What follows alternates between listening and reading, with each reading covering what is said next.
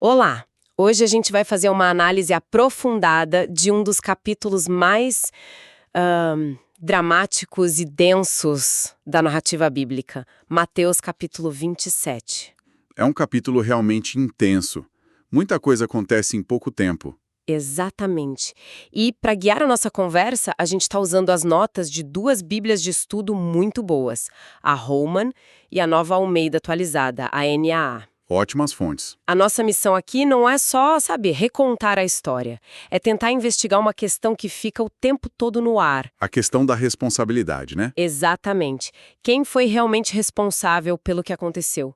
Mateus apresenta muitos personagens e hoje a gente vai ver como cada um teve seu papel nesse drama. Do traidor ao governador, aos líderes religiosos. Isso. Então vamos começar pelo primeiro ato, que é o fim de Judas. A cena é muito forte. É pesadíssima. Ele, cheio de remorso, vai até os sacerdotes, joga as 30 moedas de prata e diz: pequei, traindo sangue inocente. É um desespero total. E a resposta dos sacerdotes é de uma frieza que, assim, é chocante. É. Eles simplesmente dizem: que nos importa? Isso é com você. O que me chama a atenção aqui é a hipocrisia. O legalismo, né? Total. Eles se recusam a colocar o dinheiro de volta no cofre do templo porque é preço de sangue, ou seja, é um dinheiro ritualmente impuro. Pera, deixa eu ver se eu entendi.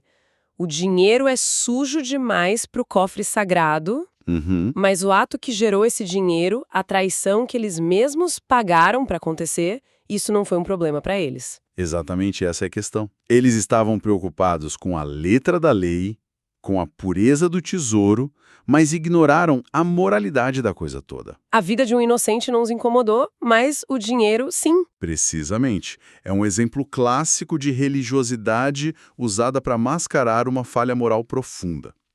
E com esse dinheiro impuro, eles compram o campo do oleiro. Que, ironicamente, fica conhecido como campo de sangue. Exato. E o texto fala que isso cumpre uma profecia de Jeremias. Mas parece que essa citação não está exatamente assim no livro de Jeremias, certo? Isso mesmo, e esse é um detalhe fascinante. A citação, na verdade, parece combinar elementos que a gente acha mais claros em Zacarias, Ah, tá. com temas do livro de Jeremias. Naquela cultura, era comum atribuir um conjunto de ideias a um profeta mais conhecido. Não era um erro, mas uma forma de tecer as profecias, mostrando que tudo estava conectado. Entendi. E essa hipocrisia dos sacerdotes meio que prepara o terreno para o próximo dilema moral, que é o de Pôncio Pilatos, né? Perfeitamente. A gente sai de uma decisão religiosa para uma decisão puramente política. A cena muda para o tribunal romano. Isso. Jesus é colocado diante de Pilatos, que faz a pergunta-chave do ponto de vista de Roma. Você é o rei dos judeus? Que era uma acusação de traição contra César. Exato. Sedição. E a resposta de Jesus é brilhante. Tu o dizes. É evasiva. Ele nem nega, nem se incrimina nos termos de Pilatos. E depois disso, silêncio. Silêncio total. Os líderes religiosos acusam e Jesus não diz uma palavra. O que para um governador romano devia ser muito esquisito. Completamente. A nota da Bíblia de Estudo NAA destaca que Pilatos ficou muito admirado. Ele estava acostumado a ver prisioneiros gritando, implorando. Se defendendo. Sim, o silêncio de Jesus era desconcertante. Transmitia uma autoridade que não batia com a de um criminoso. É aí que Pilatos tenta uma saída, né? Ele usa o costume da Páscoa de soltar um prisioneiro e joga para a multidão uma escolha. Uma escolha que parece até armada, né? Jesus ou Barrabás? E quem era esse Barrabás? A escolha dele tem um peso maior. Há um peso simbólico gigantesco. Barrabás não era um ladrãozinho qualquer. As fontes descrevem ele como um insurgente, um rebelde, um homicida. Ele representava a revolta violenta contra Roma. Exato. O tipo de messias político que muitos esperavam. E o nome dele é a chave da ironia. Bar-Abas. Que significa o quê? Filho do pai em aramaico. Então Pilatos, sem saber, apresenta à multidão uma escolha teológica. O filho do pai violento ou Jesus, o verdadeiro filho do pai. E eles escolhem o rebelde. Nossa, e no meio disso tudo tem um detalhe que parece quase aleatório. O sonho da esposa de Pilatos. Ela manda um recado para ele, não se envolva com esse justo, porque hoje, em sonho, sofri muito por causa dele. Eu não acho que seja só drama, sabe? Para o leitor antigo, um sonho desses seria visto como um aviso divino. Um presságio. Sim, isso aumenta a pressão sobre Pilatos e sublinha a culpa dele. Ele não podia mais alegar ignorância. Ele já sabia que Jesus era inocente e agora recebe um aviso sobrenatural. O dilema dele é total. E a solução dele é aquele ato teatral de lavar as mãos.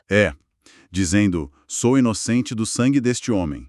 Ele está tentando transferir a culpa. É um gesto político. Totalmente. Lavar as mãos era um costume judaico e ele usa isso para dizer, a decisão é de vocês. É o ápice da covardia política. Ele tinha o poder, mas tinha mais medo de uma revolta do que de cometer uma injustiça. E aí a multidão, incitada pelos líderes, grita aquela frase terrível. O seu sangue caia sobre nós e sobre nossos filhos. Eles assumem a culpa de uma forma assustadora e Pilatos cede. Exato. E a partir do momento em que Pilatos lava as mãos, a violência se torna brutalmente física com os soldados. A cena no pretório é terrível. É. Os soldados despem Jesus, colocam um manto escarlate, uma coroa de espinhos, um caniço como cetro e zombam. Salve, rei dos judeus! É a humilhação no nível máximo. Cada elemento ali é uma paródia cruel da realeza dele. E é importante entender o que era a crucificação romana. Não era só um método de execução. Não. Era terrorismo de Estado. Era público, lento, projetado para causar a máxima dor e humilhação. Um aviso para qualquer um que desafiasse Roma. E a nota da Bíblia Roman fala do açoitamento que vinha antes. Sim, com o flagellum, um chicote com tiras de couro que tinham pedaços de osso ou metal nas pontas. Era feito para rasgar a pele. Muitas vezes a pessoa já chegava quase morta na cruz. E no caminho para o Gólgota, o lugar da caveira, eles forçam um homem, Simão de Cirene, a carregar a cruz. Isso mostra o quão fraco Jesus estava, né? Sem dúvida. O condenado normalmente carregava só a trave horizontal, o patíbulum, que já pesava uns 40 quilos. Nossa. O fato de Jesus precisar de ajuda mostra que o açoitamento deixou em colapso. E aquela placa que Pilatos mandou colocar na cruz, este é Jesus, o rei dos judeus, sempre me pareceu uma última provocação dele aos líderes religiosos. E era. Com certeza era uma provocação. Mas o títulos, como era chamado, era também o procedimento legal romano. Ah, então tinha um valor oficial. Sim. Era a acusação oficial pela qual o homem estava sendo executado.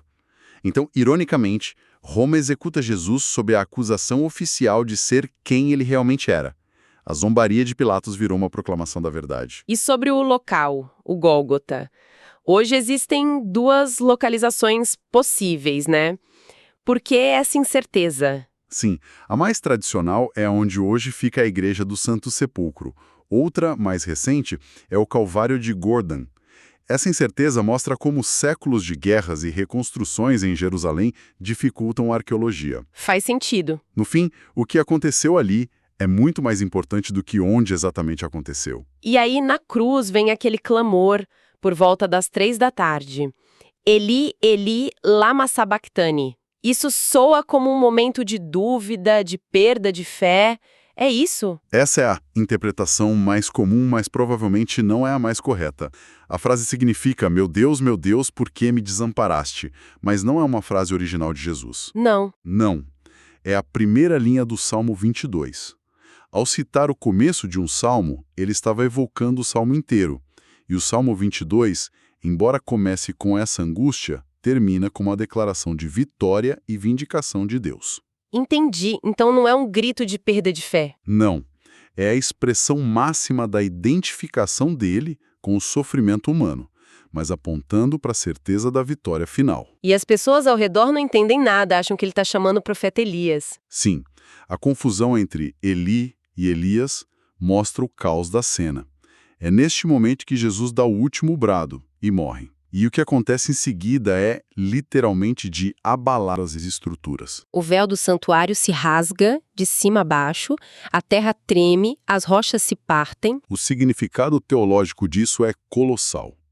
O véu do templo era o mais simbólico, Era uma cortina gigante de uns 18 metros de altura que separava o lugar santíssimo, a presença de Deus, do resto do mundo. A barreira física entre Deus e a humanidade. Exato.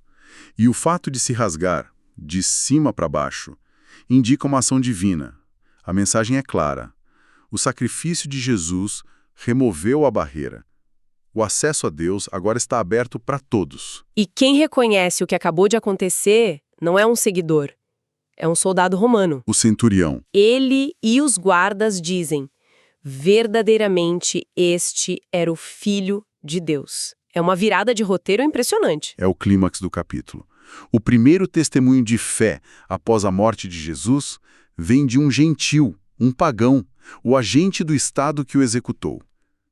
Ele vê como Jesus morre, vê os sinais e chega à conclusão que os líderes religiosos se recusaram a ver. Depois de toda essa comoção, a cena fica surpreendentemente silenciosa com a chegada de José de Arimateia.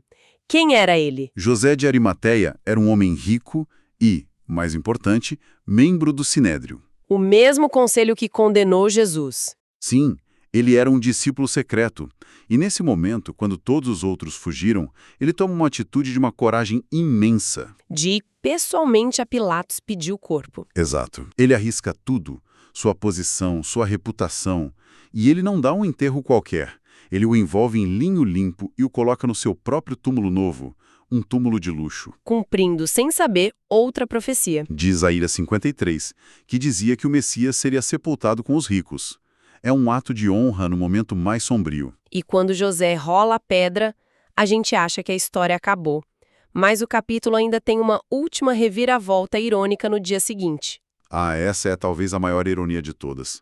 Os principais sacerdotes e fariseus vão procurar Pilatos de novo. Com uma preocupação bem específica. Sim. Eles dizem: lembramos-nos de que aquele enganador, enquanto vivia, disse: depois de 3 dias ressuscitarei. É inacreditável. Eles se lembraram da promessa da ressurreição com mais clareza do que os próprios discípulos. Que estavam escondidos com medo. O medo deles era que os discípulos roubassem o corpo e inventassem a história toda. Dizendo que o último engano será pior que o primeiro. Exato. Eles estão tentando controlar a narrativa e pedem a Pilatos para selar o túmulo e colocar uma guarda. E um selo romano não era brincadeira, né? De jeito nenhum. Era uma corda esticada na frente da pedra, presa com cera e o selo oficial de Pilatos. Romper aquele selo era um crime contra o Império Romano, punível com a morte. Eles tomaram todas as precauções possíveis. Então, recapitulando, a gente viu uma responsabilidade diluída, onde todos empurram a culpa. Vimos a brutalidade de Roma, o simbolismo da crucificação e tudo termina com os inimigos de Jesus levando a promessa da ressurreição mais a sério que os amigos dele. E se a gente conectar tudo isso, a provocação final é pensar na consequência não intencional das ações deles. Que seria? Ao tentarem desesperadamente impedir a narrativa da ressurreição, os líderes religiosos acabaram sem querer fortalecendo essa mesma narrativa. Como assim? Ao selarem a pedra e posicionarem uma guarda romana... Uma guarda profissional. Exatamente. Eles criaram testemunhas oficiais imparciais. Eles mesmos garantiram que não poderia ter havido fraude por parte dos discípulos. Um grupo de pescadores assustados não ia passar por uma guarda romana treinada. Então a tentativa deles de controlar a história... acabou fornecendo uma das evidências mais intrigantes de que algo extraordinário estava para acontecer. Eles prepararam o palco sem saber para um túmulo oficialmente vigiado e ainda assim vazio.